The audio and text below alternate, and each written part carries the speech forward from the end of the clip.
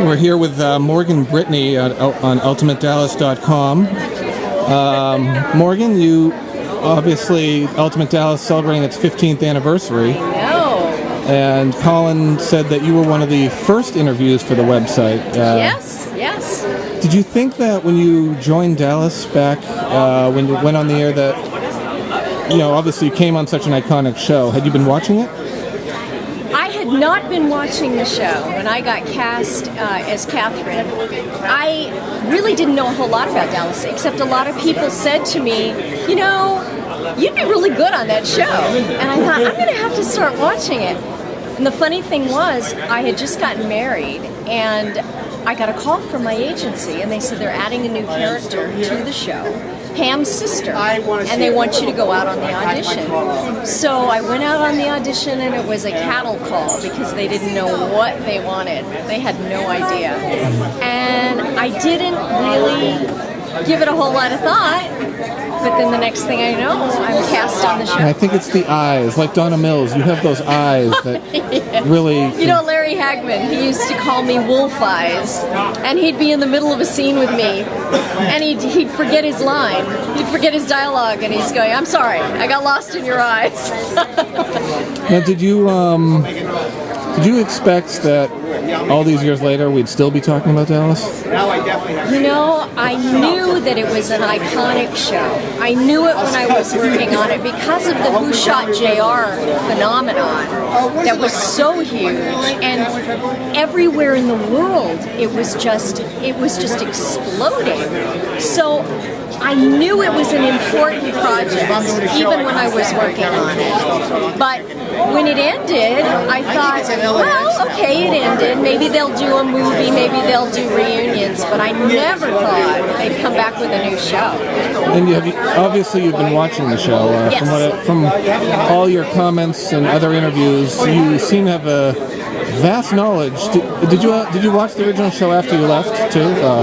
I did not watch a lot of the Dallas show after I left because I kind of lost track of it. I was out doing movies, and I had young babies at the time too, right. So I didn't have a whole lot of time.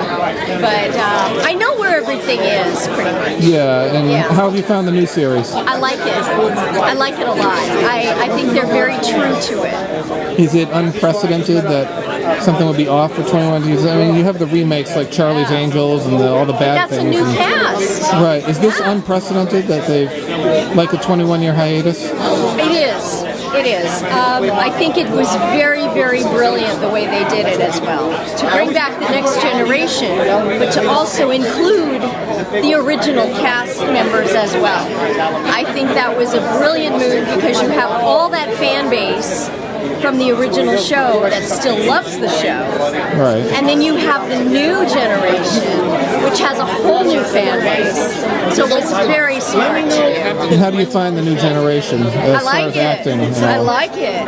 Very good actors. Any standouts to you? I love, is it Josh Henderson who plays...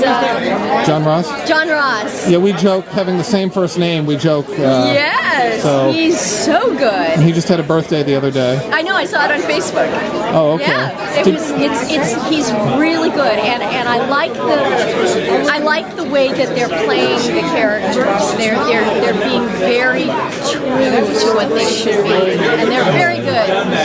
And you mentioned yesterday, you said you thought your daughter should have auditioned for the role of Emma? Yeah, of Emma, yes. My daughter is an actress, and she's a very tall, blonde, kind of looks like a young Grace Kelly. And you look like Vivian Lee a little in the structure, so... I played her, so... Yeah, so my daughter, I kept telling her, I said, it came out in the breakdowns, you really should try to go in on it. And her agency, they were already screen testing girls for the part, so she didn't get to go in. But, And they went with Emma Bell from The Walking Dead. They did. Yes. Do you see a place for Catherine in this storyline at all, anywhere, at any point? Catherine is out there somewhere, and nobody really knows where she is, but as long as there's a connection with Cliff Barnes, because she is still the Barnes Wentworth family, she still has the connection with Bobby. She's she's still in love with him. Yes. She didn't ever finish business with JR, so there's always Love child. Yeah, love child. That's right. But the interesting thing is that cable, you do shorter seasons, so there's less filler. Do you think that's benefiting the new show? I think because we're in a faster moving world now. Yeah. Everything moves really fast. Back in the day when we were doing the original Dallas, you could take time to build the storylines. Now things are quicker, things are faster. And I think you need that in order to keep the interest. And it's just the way, it's a sign of the times. Like the email versus the letter. Yes. How it unfolded over 4 episodes versus a whole season. Exactly. And I think you mentioned somewhere once that you went on the Melrose Place very shortly. You were one of the few fatalities when Marcia Cross blew up Melrose Place. And she was on Knots Landing too. Right. You mentioned something about how it's different now than it was back when you were there. Like they knew their lines, or in the older days of television, everybody knew their characters so well, and everybody was always on time and always hit their marks and always there for the cast, the crew, everybody. I've noticed as time went on that it became less and less important for people to know their lines. I worked with many actors who didn't even bother to learn their lines. They just stick a piece of paper up and read it. I mean, it changed a lot. It got very lazy. People wouldn't hit their marks, and I noticed a big difference. And I talk about the story Linda Gray. There was a video of her right before the Pasadena press tour in January. She's outside signing autographs, and her handler was trying to get her inside, and she said, "They can wait because these people out here are why I am where I am." That's right. And she, the old school gets it, and sometimes the new generation has to understand that you do have an obligation to the people who watch you and who are there for you and who make you who you are. Because without them, if you have no audience, you have no show. Which is what obviously brought you to an event like Chiller. Absolutely. Here. Have you done these before? Or? I've done a couple of them, yeah. And how is it getting out among the fans? It's great. It's great because everybody knows so many things about the shows that I've done in the past, and they'll ask me poignant questions about. So I remember this scene. What was it like? What were the special effects? How was it different back then? What was it like to work with Lucy or Henry Fonda or Gene Kelly, to dance with Gene Kelly? Ron Howard. Ron Howard. Andy Griffith. All these people. Bob Hope. And these people, the fans that come, are so they're so grateful to talk to you and to get the inside story. It's great. Yeah, and you were just down at the Mayberry. Oh yes, Mayberry Days in Mount Airy. So you get it out there on Twitter. Yes, I do. How are you finding the Twitter world? I'm getting used to it.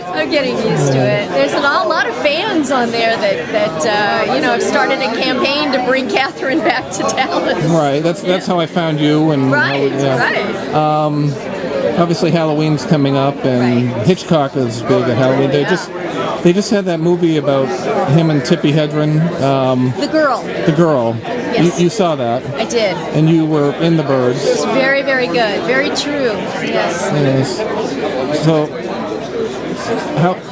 can you say anything about your time with Hitchcock at all? Or I was very young, but I do remember he was strange. His sense of humor was one that, as a child, I didn't understand it. I noticed the tension between he and Tippy, even when we were working. But she was very professional, and she did her job, and she did everything she needed to do. So, yeah, it was interesting. It's interesting to work with those people. So you've seen them. And lastly, one that they never ask about much is Priscilla Pointer. How was it working with her? Priscilla was wonderful. Sweet, charming, classy, just a wonderful lady. Yeah. Wonderful lady. And do you have any messages? Can we hope to see you back on Dallas? Any messages to the fans? Oh, listen, I want all the fans to keep Dallas in their minds, keep Dallas number one. Let's just keep it going all the time, because Dallas is iconic. There's nothing else like it. J.R. Ewing will live forever, and I'm very proud to be a part of that show. I really am. Okay. And I'm so glad Ultimate Dallas is there. So glad. And if you just say hi to Colin or... Hi, Colin. It's good to see you. I hope I haven't changed too much.